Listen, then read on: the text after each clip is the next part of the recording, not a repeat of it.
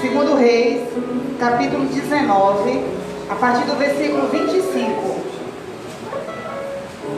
Livro de Segundo Reis, capítulo 19, a partir do versículo 35. Amém, igreja? E diz assim: Segundo Reis, capítulo 19, a partir do versículo 35. Assim, naquela mesma noite, o anjo de Yahvé partiu e matou 185.000 guerreiros que se encontravam no acampamento dos assírios. Quando o povo se levantou ao raiar do dia seguinte, lá jaziam sobre a terra todos. É o pastor que mandou desligarem lá para eu não usar. Continuando o versículo 37. Quando ele estava adorando e cultuando ao seu Deus Nisroque em seu próprio templo, seus filhos Adrameleque e Sarezel de Arará. Então seu filho Esaradom passou a reinar em seu lugar. Vamos continuar no capítulo 20. Naquela época, Ezequias adoeceu e esteve à beira da morte. O profeta Isaías, filho de Amós, foi visitá-lo e lhe declarou: Põe em ordem a tua casa, porque não te recuperarás, mas vais encontrar a morte. Ao ouvir essas palavras, o rei virou o rosto para a parede e orou ao Senhor. Ah, ó eterno Senhor, eu te suplico, lembra-te nesse momento de como eu tenho caminhado contigo em fidelidade, sinceridade e integridade de coração, e de como tenho praticado o que é justo e correto diante de ti. E grande angústia tomou conta de Ezequias e o fez chorar copiosamente. Contudo, antes que o profeta Isaías se retirasse da cidade, quando atravessava o pátio intermediário, eis que lhe sobreveio a palavra do Senhor, dizendo: Volta e declara a Ezequias, príncipe do meu povo: Assim diz o Senhor Deus de teu pai Davi: Ouvi a tua oração, as tuas súplicas e vi as tuas lágrimas.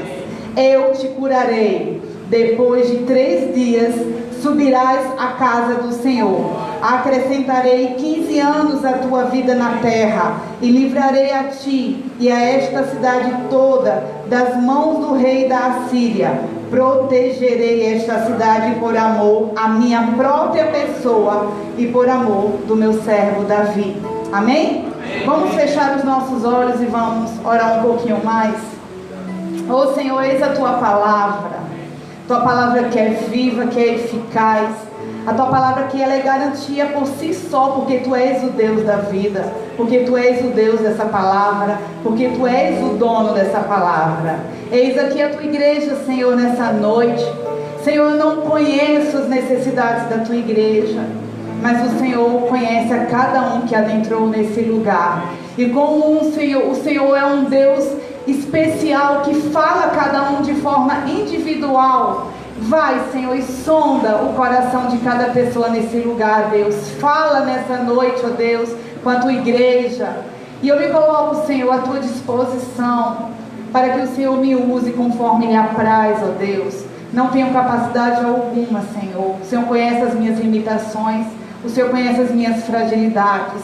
Mas como eu disse, quem dá vida, a palavra é o dono da palavra. Então eu confio em ti, ó Deus. Assim, Senhor, nós te oramos em nome de Jesus. Amém. Vamos sentar, igreja.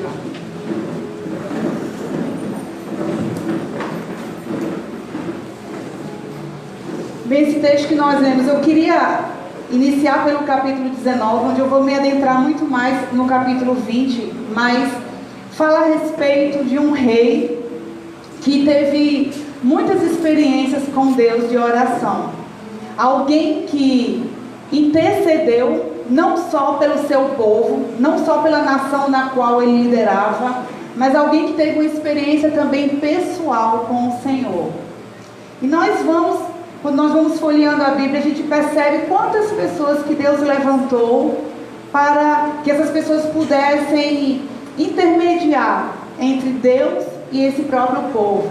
Nós temos o exemplo de Abraão, quando Deus desejava destruir Sodoma e Gomorra, porque essas duas cidades estavam totalmente transgredindo a lei de Deus, estavam se desviando dos propósitos de Deus. Abraão se levanta para intervir nessa situação. Abraão se levanta pedindo para que Deus pudesse considerar a decisão que ele já havia tomado, que era de destruir Sodoma e Gomorra. Nós vamos também ver Moisés durante toda a sua trajetória no deserto, onde por diversas vezes o Senhor falava: olha, esse povo é um povo de um coração muito duro, esse povo é um povo que reclama muito, que murmura demais, eu vou vir com juízo nesse povo. Chegou inclusive a ameaçar algumas vezes de não mais acompanhar com a sua presença aquele mesmo povo. E Moisés se levanta como aquele intercessor, aquele que se considerava um mediador entre o povo hebreu e o próprio Deus. E nesse momento, quando nós lemos esse trecho de 2 Reis, no capítulo 19, a partir do versículo 35, é exatamente a respeito de um momento também em que o reino de Judá estava um caos. Porque o rei Ezequias, ele era aquele rei que ele levava muito em consideração as leis do Senhor. Ele não se corrompia, ele era aquele homem que era fiel a Deus, ao contrário do reinado de Israel, que estava totalmente destruído. Mas Ezequias não, ele era um homem que guardava o coração para Deus, que guardava as leis de Deus. E Isaías, ele era aquele profeta levantado desde os 3 primeiros reinados antes de Ezequias, aquele a quem Deus usava para falar, para conduzir o rei Ezequias. Mas o rei da Síria, o nome dele agora Senaqueribe, ele estava num momento onde ele estava conquistando muitos países, muitas nações. E a forma dele conquistar era uma forma violenta, bruta. E ele manda um recado para o rei Ezequias. Ele fala: olha, diga para o rei Ezequias que da mesma forma como eu consegui aniquilar esses países todos, esse Deus dele, o Deus de Jerusalém, não vai conseguir poupar a nação de Judá. Então nesse momento o rei Ezequias, ele então treme diante daquela carta, porque essa era de fato uma má notícia. Essa era de fato um momento de uma ameaça iminente diante do seu reinado. Porque de fato os assírios eram um povo extremamente violento, era um povo que não tinha pena, era um povo que de fato usava todas as ferramentas para dominar. E Judá estava na linha de frente para ser a próxima nação que os assírios desejavam destruir, desejavam dominar para tornar escravos. Então quando Ezequias ele fica sabendo, essa carta de ameaça chega nas mãos de Ezequias, ele faz então algo que muitos de nós precisamos aprender, porque apesar dele ser rei, ele não confiava nas suas próprias estratégias. Ezequias ele confiava no Deus que havia levantado. E aí ele rasgou as suas roupas, colocou as suas roupas de saco e foi até a casa de Deus, até o templo do Senhor. E lá ele orou ao Senhor. Ele falou: Senhor, não é possível que nós vamos perecer. Não é possível que os assírios, que estão destruindo aí as nações, vai nos fazer perecer. Esse aqui é o teu povo, Senhor. Deus, eu preciso que o Senhor observe a nossa situação. Eu preciso que o Senhor olhe com compaixão sobre o teu povo, porque nós vamos perecer. Porque o exército dos assírios somente eram 185 mil homens, um exército muito poderoso, um exército muito forte. E Ezequias sabia o que ele estava falando. Foi aí que o Senhor então usou a vida de Isaías e falou: não se preocupe, porque eu não vou deixar vocês perecerem. eu vou com a minha mão, e da mesma forma com que ele está ameaçando, porque ele agora não está se voltando apenas contra você, Ezequias. Eles não estão se voltando apenas contra a nação, mas contra o Deus da nação. Vocês têm um dono, amém? Nós temos um dono. Quantos são levantados, quantas situações nós somos apresentados todos os dias, desafios, onde nós olhamos para um lado, onde nós olhamos para o outro, e nós nos sentimos totalmente volúveis, totalmente desalojados, totalmente expostos a qualquer nível de ameaça. Assim foi a situação de Ezequias. Ele olhou e falou assim: nós confiamos apenas no Senhor, porque as nossas estratégias não vão prevalecer, porque eles são um exército extremamente forte, eles são um povo extremamente violento, eles não têm pena. E aí o Senhor lança e fala: olha, por que você está se preocupando? Vocês têm um dono. Eles não estão se voltando contra vocês, mas estão se voltando contra o dono de vocês, amém? Então, quando nós estivermos diante de uma situação que para nós é uma ameaça, que para nós é algo que a gente olha para um lado, olha para o outro e parece que não tem solução, lembra para você mesmo que você tem um dono. Você tem alguém que peleja por você. Você tem alguém que olha para a sua situação e não deixa você sucumbir, amém? E aí sabe o que Deus faz? Manda somente um anjo. Um anjo foi suficiente para exterminar 185 mil homens totalmente armados. Sabe o que fala para você, para mim, para você, o Deus fala? A palavra de Deus diz que ao nosso redor, Deus dá ordem a um anjo em nosso favor, sobre um justo. A um anjo, imagina, você está temendo o quê? Se um anjo é capaz de exterminar uma nação de 185 mil pessoas, o que são os seus problemas quando você está no centro da vontade de Deus?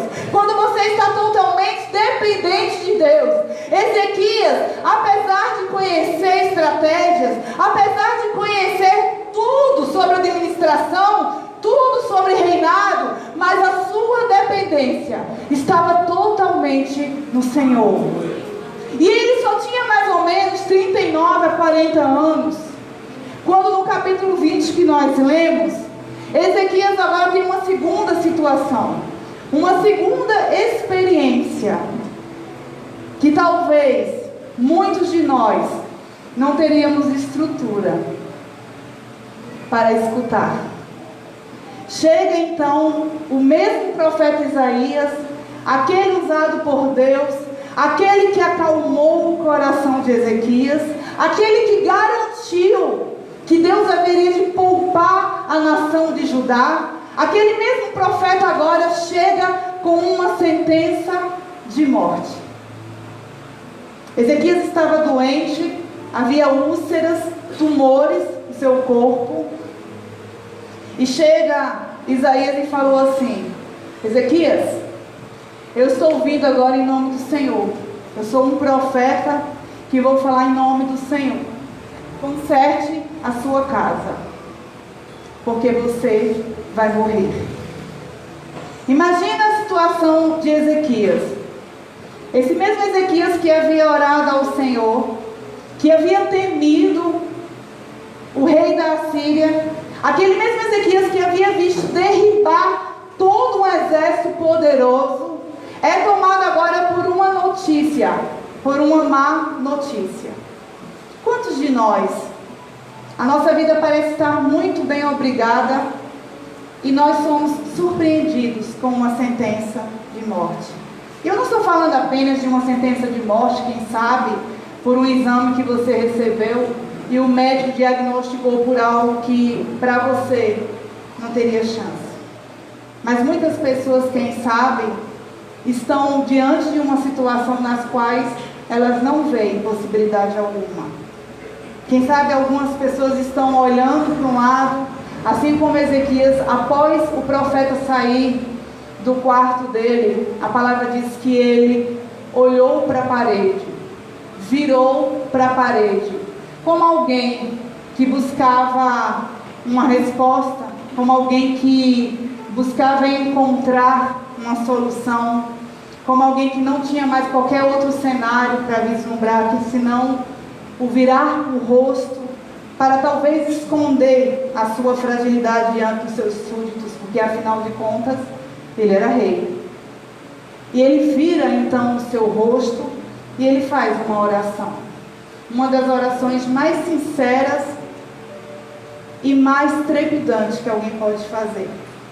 Eu não sei se muitos de nós poderíamos fazer a oração de Ezequias, porque na verdade Ezequias, quando ele vai falar com Deus, ele começa a advogar em causa própria, porque ele começa a lembrar para Deus quem ele é. Ele começa a falar assim para Deus: olha Deus, sou eu, Ezequias, aquele a quem tem sido íntegro diante de ti, aquele a quem tem caminhado contigo em fidelidade, aquele que tem sido sincero com o Senhor, aquele que tem praticado o que é justo e correto diante do Senhor. Será que nós teríamos essa capacidade também de, diante de uma sentença de morte, nós teríamos essas mesmas palavras diante de Deus? Ou talvez nós falaríamos assim: Senhor, eu não tenho outra solução, porque o Senhor está fazendo certo comigo. A minha vida não tem de fato refletido essa integridade. A minha vida não tem, quem sabe, refletido alguém que tenha sido reto no seu pensar, no seu falar, no seu agir. E aí Ezequias então começa a abrir o seu coração para Deus, porque ele vai falar assim: grande angústia tomou conta de mim, Senhor. E ele fala, a palavra diz que ele chorou copiosamente. Ele chorou como alguém que agora rasgava o seu coração diante de Deus. E essa mensagem, ela tem um fundamento, e o Senhor ministrou muito ao meu coração sobre essa mensagem para hoje. E o Senhor falava assim: diz para o meu povo que eu ouço as suas orações e vejo as suas lágrimas. Amém? O Senhor respondeu então assim para Ezequias, no versículo 5 do capítulo 20, parte B: ouvi a tua oração e as tuas súplicas, e vi as tuas lágrimas. Amém? Aí sabe o que acontece diante de tudo isso? Esse mesmo Deus que se importou com o seu povo, esse mesmo Deus que se levantou e mandou um anjo exterminar 185 mil homens e soldados armados, olhou para o homem, contou as lágrimas de um homem e falou assim: eu ouvi a sua oração, eu vi as suas súplicas e eu vi as suas lágrimas. Deus enxuga lágrimas. Deus conhece exatamente as nossas lágrimas. Ele conhece exatamente a minha e a sua necessidade. E o Senhor falava disso para o meu povo, que muitas vezes pode ser que eles estejam chorando num quarto, escondidos do seu marido, da sua esposa, do seu filho. Mas diga para o meu filho, diga para a minha filha, que a lágrima que ela tem derramado, que a lágrima que ele tem derramado, eu vi todas elas. Eu conheço toda a sua dor. Eu conheço a sua dor. E aí o Senhor falava: olha, fala para ele agora, quando Isaías já tinha declarado a sentença de morte, deixou o rei lá olhando para a parede, chorando copiosamente. Ele já foi embora, porque ele fez aquilo que Deus havia mandado ele fazer. E aí, antes que Isaías saísse do pátio interno do palácio, o Senhor falou assim: volta, porque eu ouvi a oração do meu filho, eu vi a lágrima dele. Volta e diz para ele que eu vou curá-lo. Diz para ele que eu faço tudo diferente agora, porque ele orou, porque ele clamou, porque ele chorou. E aí sabe o que acontece? Isaías volta e chega para Ezequias e fala: olha, mudança de planos, não vai ter luto, não vai ter funeral, não vai ter velório, porque o Senhor está acrescentando somente mais 15 anos sobre a tua vida. A sentença de morte que foi declarada, o Senhor revogou. Quantas de nossas situações nós olhamos também? Nós estamos diante de uma situação de morte, estamos diante de uma situação que aos olhos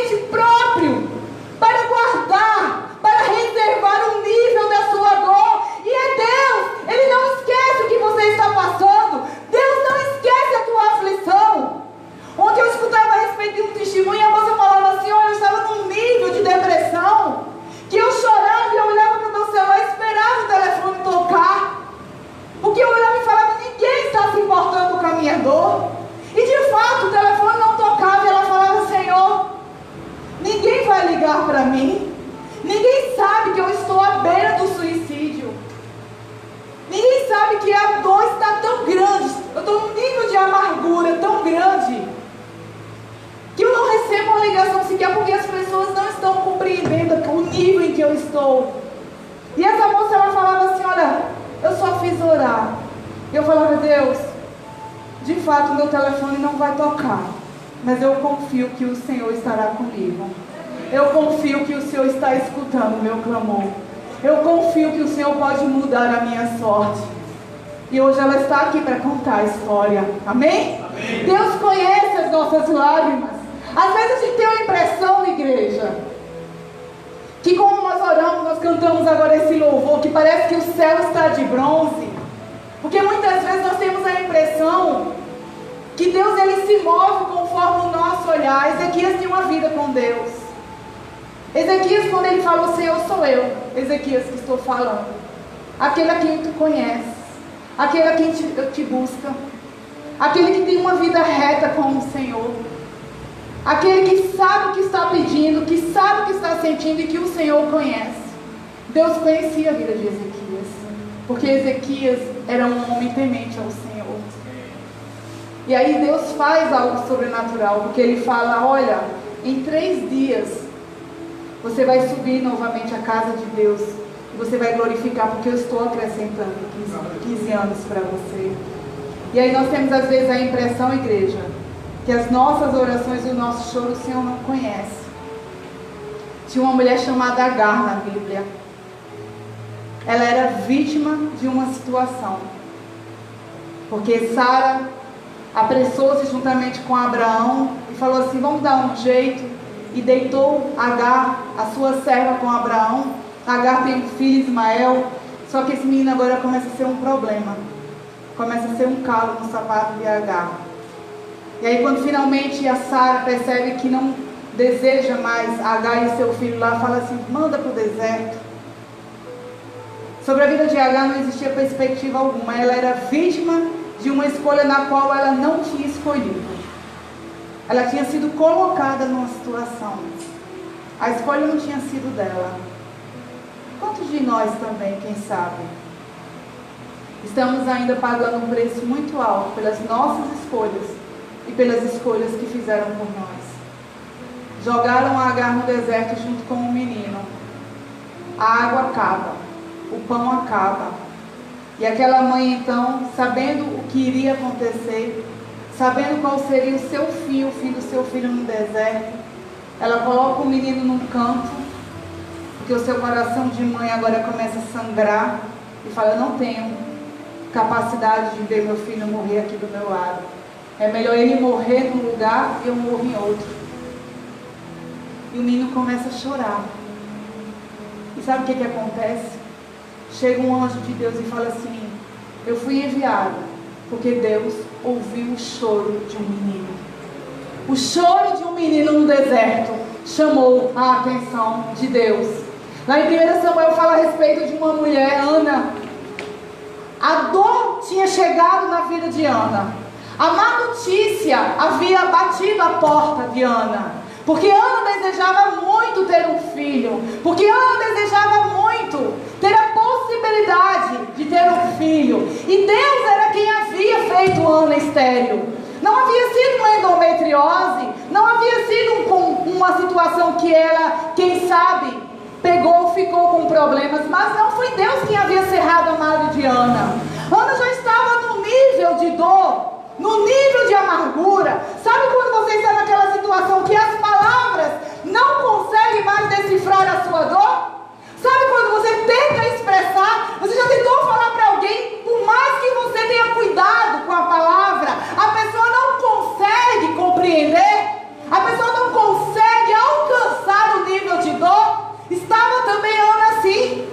Não havia possibilidade, o seu esposo não alcançava o nível de dor de Ana. Porque ele falava, por que você chora tanto? Por que você está em depressão?